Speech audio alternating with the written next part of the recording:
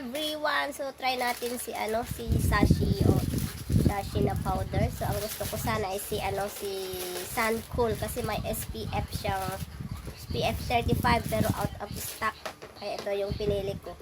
Si All Day Fix. Sabi nila maganda, so try natin.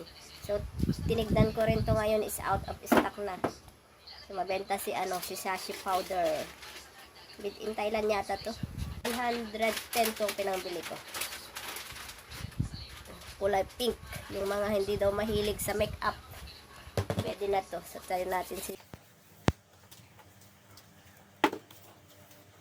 Ayan, si Sashi. Gusto ko si, si Sun Cool kasi nasa sobrang init, hindi mo na kailangan mag-SPF.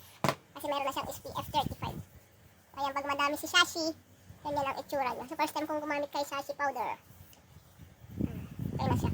Pwede na tayong lumabas.